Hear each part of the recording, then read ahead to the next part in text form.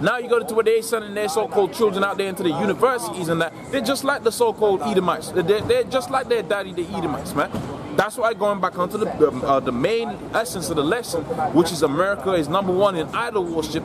Okay, that's why we say that's why you read within the scriptures. It says that what all the nations have drank of the wrath of our fornications. Therefore, the nations are mad.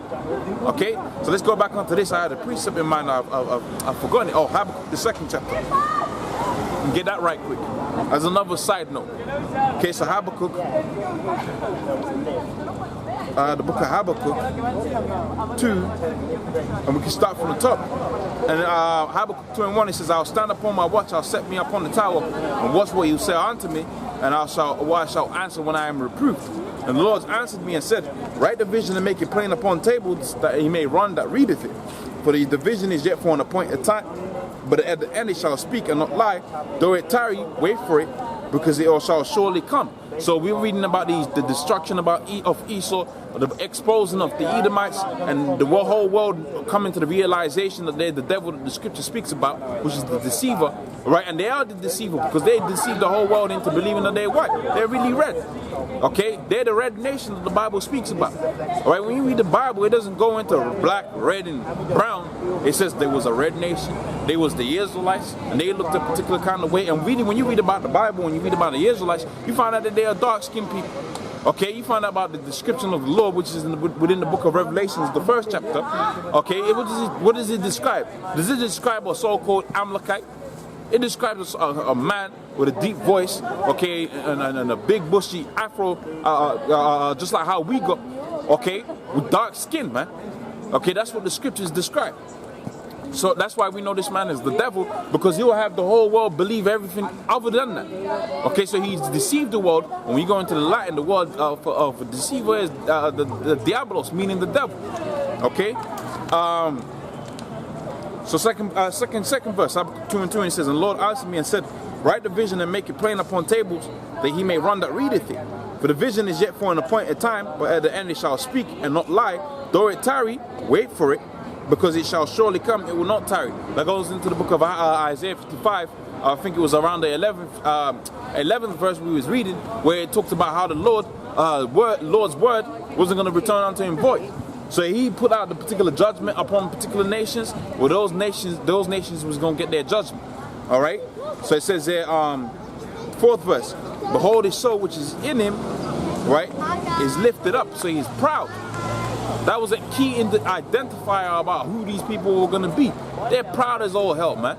They're going about talking about how they're going to establish their houses forever and ever. Hold on a minute, you've been killing people since you was put in the power seat. We know through the scriptures that he that killeth with a sword must be killed with a sword. Here it is, they put the Negroes, Hispanics, Native Americans in all kind of hardcore slavery, and they're talking about what they was going to establish 200-300 years from now. And that's why the scripture says that what their continuing thought is their houses was going to be established forever, which is the country-wise, because they're going to catch that judgment. Just for, hey, there's a heavy judgment that's coming just for having the Negroes, Hispanics, Native Americans in slavery. Okay, there's going to be a heavy judgment that's going to come about them for that. And then on top of that, everything else that they've done unto all the other people of the nations, everything that they've done to the earth, all the things that they've done to the animals of the earth. All right, the scripture says that all flesh wasn't going. If the Lord don't come soon, you wasn't going to have no flesh left to save. But that extends beyond just man and woman. That extends to dogs. Okay, you got a lot of these Edomites that are into a thing called zoophilia. That's against the scriptures. Okay, and who's the main country that pushes that again? That's America that pushes that. All right, and so you got a whole bunch of animals that are defiled, and you're going to put them to death. All right, so if the Lord wasn't going to come soon, you was going to have it to where everything was going to be completely defiled. Dogs, cats, okay, fishes within the sea. You got a lot of fish out there that are dying off because they've been doing all kind of oil spills since they came into power. Okay, so the Lord watches all of these things, and he's got a particular judgment that is coming, all right, to remove the man of sin from the power seat. Behold, his soul which is in him is not upright, but the just shall live by faith. Yea, he transgresseth with wine. What's that wine? Going back onto the book of Revelations, okay, the 17th chapter, which I'm going back to in a second, where it talks about how the different nations of the earth have committed fornications with her, okay, because they make deals with America. They sign treaties with them. They drink off of that wine. okay, of the wrath of our fornication. They drink over the government and democracy. They drink off of all of it. All right. When you read the scriptures, it talks about a dictatorship underneath what? Underneath Yahweh, underneath Yahweh Shai, underneath King David, and the subsequent men underneath King David. That's what the scripture speaks about. It doesn't talk about no democracy and people going to go get together around the round table and come together to make a particular decision. The scripture says, "Can two walk together lest they be agreed?" So if you had a particular man within Israel that was at the king's court and he disagreed with the court, disagreed with the judgment, so long as it be a righteous judgment, that man was going to be casted out of the court. Let's say there was a particular individual saying we should let Edomites in the camp. Well, guess what? You're going to have to get rid of that guy, man. Because he's bringing forth what? He's bringing forth that leaven, and that leaven was going to have it to where a lot of people was going to what? Was going to be deceived. Okay, so you're going to get rid of that person so the unit be tight, man. Okay, and the same thing goes with how the Most High set it up on the foundation of the earth. He set it up that what? That he was into a dictatorship. Because through a dictatorship, you can be absolutely your judgment. When you got a democracy, which is one of the main wines that Esau pushes out throughout the four corners of the earth, when you got a democracy, you can have bugged out John and bugged out Johnny come out with all kind of bugged out ideas, man.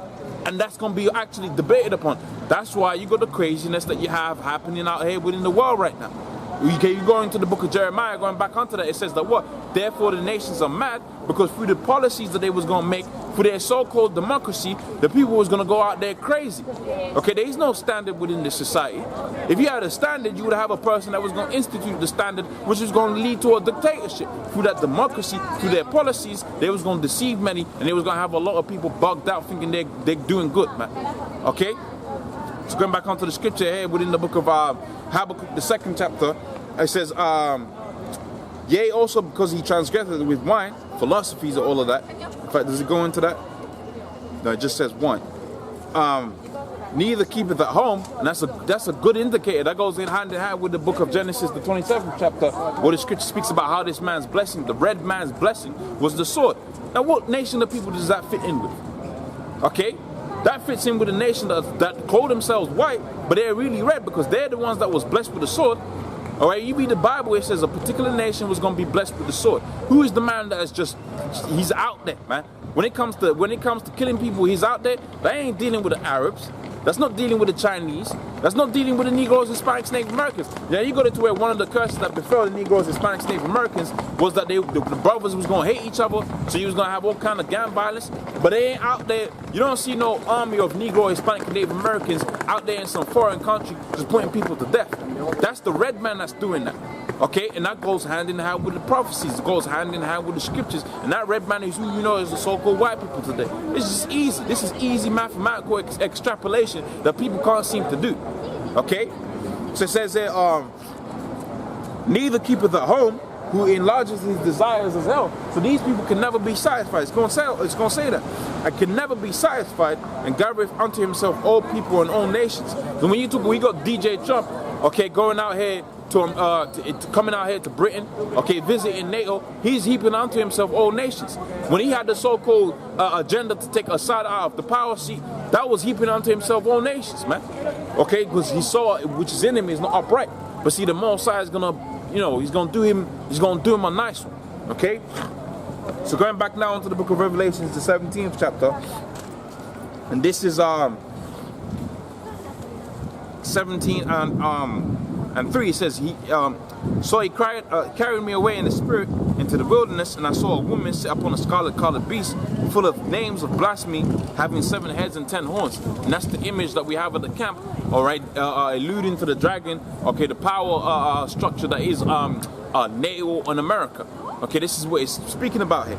Okay, and the woman was arrayed in purple, scarlet, and decked with gold and precious stones, having in the golden cup, having a golden cup in her hand, okay, full of abominations and filthiness. All right, and filthiness of our fornication. And this is the policies that they push out there. Okay, going into the main essence of this particular section of the video, if not the whole entire video, how that they push, how their agenda, all right, is to have it to where everybody is heavy into that idolatry, man. Okay, one of their main agendas is pushing the idolatry heavy, man. Okay, whether it be whether you got Jake out there and the particular music that they listen to, the music the Jake be into is all types of bugged out. Okay, why? Because it pushes what? It pushes craziness. It makes them crazy. But they listen to music that's all about adultery and killing each other. What they gonna do? They gonna commit adultery and kill each other. That's what the music that these so-called Jews. That's what they sign off, man. Okay. So it says that and upon our foreheads was written the name Mystery Babylon, the great mother of harlots and the abomination of the earth. And I saw the woman drunken with the blood of the saints and with the blood of the martyrs of Yahushua. And when I saw her, I wondered with great admiration. So when you saw America, and this is how we know it's America, because this is the nation that has what? That is number one in pushing forth idol worship. They're number one in pushing forth idolatry. They're adultery. Number one in pushing forth witchcraft. They're number one in everything, any form of wickedness. America is number one in it, and that's what the scripture says that Babylon was going to be. But more than that, the scripture says that the land was going to be. Let me read that again. It says, and I saw her drunken with the blood of the saints. When we go into the book of Psalms, the 50th chapter, was it Psalms 55 and 5, or is it Psalms 50 and 5? Okay, it says that the saints of the Lord were the ones that made a sacrifice with him by blood. That's going back onto the first covenant established between the Negroes, Hispanics, Native Americans, and the Lord. That was the first covenant. Those are the saints of the Most High. You can't have a Moabite saint. You can't have an Ammonite saint. Okay, you can't have an Ishmaelite saint. The only saints that exist are the children of Israel, which are the Negroes, Hispanics, Native Americans. Okay, because the scripture says that what? That the saints are the ones that made a covenant with the Lord, okay, by that blood, man. When Moses was on the scene. Okay? So continuing, all right, the scripture says the land was going to be let me read that again word for word. It says, and I saw her drunken with the blood of the saints and with the blood of the martyrs of Yahushua. And when I saw her, I wondered with great admiration. Okay, because touching on the first point, where did you have the transatlantic slave trade? You had it to where it was transporting a lot of the Jakes that was out there within Europe, okay, at the fall of the Byzantine Empire into the Americas. And a lot of them Jakes that were transported there, the Israelites, they were put to death, okay, in America. That's how we know, that's how we can identify Babylon to be America, because everything fits, man. Okay, the whole shoe fits. But it also goes into the thing of the martyrs of Yahushua. Well, who's pushing forth the thing of Yahushua? Okay, there's a lot of brothers out there that are in America, so you can come to the conclusion when they're pushing forth their so-called New World Order agenda, that they're going to be a lot of brothers, they're going to have to hold it down unto death, okay, for Yahushua, okay, which is going to fulfill that part of the scriptures, okay? Now let's build up on that. One last bit. America being Babylon. This is the book of Revelations 18:1. It says, and after this, and I saw another angel come down from heaven, having great power, and the earth was lit with his glory. He cried mightily with a strong voice, saying, Babylon, the great is fallen, and is become the habitation of devils, and the hold of every foul spirit, in the cage of every unclean and hateful bird. For all the nations have drank of the wine of her wrath for fornication, and committed fornications with her, and the merchants of the earth has waxed rich through the abundance of her delicacies. What's the main delicacy that they have? Okay, that petrodollar. Okay, because through the petrodollar, man, they've been able to win. Okay, through the petrodollar, they've had major success, all right, in terms of commerce. Because through the petrodollar, you can raise up a great army. You check out the American army, in every facet of the American army, whether it be the Navy, whether it be the Marines, every facet of it, submarines, aircraft carriers. Okay, they're doing better than the closest next nation. Okay, I believe the closest next, when it comes to aircraft carriers, because the aerial attack is always far superior than having guys down on the ground. When you go to where you go to play out a particular war, let's say they fabricate a lie against Syria, like how they did, and they're gonna take out, they're gonna work out a tactical way to take over that place. The best tactic is to attack from the air. So when you got 3 aircraft, you got 10 aircraft carriers, 7 more than the closest competitor, which is, I believe, is China, which has 3, okay? And then the other nations might have 1 and 1. Man, you're doing nice, man. Okay, because through that petrodollar, they was able to get all kind of money and subsequently all kind of military strength. And through that military strength, going back onto the book of Habakkuk, they was able to satisfy, really never be satisfied. Okay, they can never reach a limit where they've got enough. They got to go to the next point. Okay, they'll get, they'll have a resource, oil resource, gold resource, silver resource, and they will want diamonds. Okay, they'll take over Africa. They'll take all the diamonds. You got a lot of people out here within England. They'll say, "Oh, you're talking about Israel. Why don't you go back home to your own country?" But hold on a minute. What's happening within the so-called African states? You ain't going to where the leaders of the people out there are actually controlling anything. You got corporations that are controlling Africa, man. Okay, you got the diamond industry controlling the Congolese. Okay, you got the gold industry and the oil industry that's controlling the whole of Nigeria, the west coast of Africa, Nigeria, Ghana, and so on and so forth. Okay, so you've taken over everything within the world, but the scripture says he can never be satisfied. Okay, that's the spirit that the Most High gave unto him. He heapeth unto himself all the people, he can never be satisfied. Alright, so continuing back with the point I was making, so you got into where they got this great military, and for that great military, they've gathered everything, man. So when you go into where a nation or a particular person is pushing a particular product, okay, let's say someone out there in China invents the next big top phone. Well, if they can get a particular share of the market within America, that company is going to be doing good. Okay, that company is going to be doing good. That's why the scripture says that what Revelations the 18th chapter and the 3rd verse, it says all the merchants of the earth, which are the different companies that you got out there. Okay, you got silicon merchants out there that get hella money from Apple and Samsung, which are based where? Okay, they might have the phones made here, blah blah blah blah blah. But them corporations are based in America, man. Let's just be real about it, because they're the mass consumer of those particular products. Okay, you got it to where you might have a food merchant out there selling, I don't know, selling cow, beef, whatever. Okay, they make a hell of a lot of money out there for America. Okay, because America is a major consumer nation, and they're a major consumer nation because they have the thing of the well-reserved currency. Okay, so it says there, I'll read it again. For all nations have drank of the wine of the wrath of her fornication, and the kings of the earth have committed fornications with her. So they went out into it and they learned of her ways, man. Okay, they learn about the idolatry of America. They got heavy into the Christmas. Like, you got a lot of Chinese people out there that was it Chinese, Japanese? Okay, because I think it was Japan that was isolated for a period of time. They wasn't letting nobody through. Okay, and then America forcibly went up into there, and after that you just had all out and out chaos. Now they had some similitude to order before the Americans went up into there and took it, did what they had to do with that particular land. But there was a long period of time when Japan was isolated from the outside world, hundreds of years, man. They was isolated. They wasn't letting nobody through, and it was America and Britain that forced their way through. I believe they made a particular legislation that they had to go in there and spread that wine. Okay, now they put away their so-called traditional clothing. They put away their so-called traditional principles. Okay, the women are whores. Okay, their children are crazy and bugged out. Why? Because they went into the philosophies of Esau. They all up into the Christmas and the Easter and all of that, which is the idol worship. Where did they learn that from? Okay, you got people out there within the bush somewhere in Africa, okay, talking about, I can't wait until Christmas or Halloween. Where do they learn those ideas from? They learn those ideas from the American, from America, when you go into the scriptures, when you go into the Bible, you know that a place to be Babylon, man. And it was also a place of great future judgment, okay? So continuing, and I heard another voice from heaven saying, come out of her, my people, that ye be not partakers of her sins, all right, and ye be not receive of her plagues, because what's coming next is the plagues, okay? All right, when you go into the book of Zechariah 14, the 14th chapter and the 12th verse, it says, and this shall be the plague wherewith the Most High shall destroy them all that fought against Jerusalem. And who is Jerusalem? The Negroes, Hispanics, Native Americans, the same people that had to go through the hardcore captivity, this hardcore slavery, all right? And we deserve that.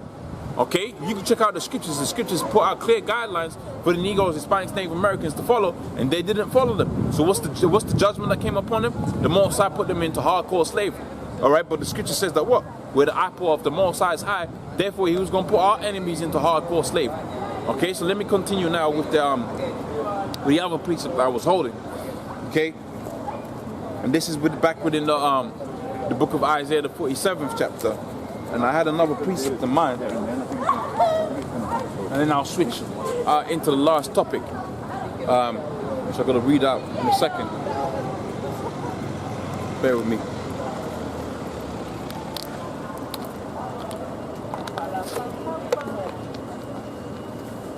Okay, so the book of Isaiah 47 and 1, it says, "Come down and sit in the dust, O virgin daughter of Babylon.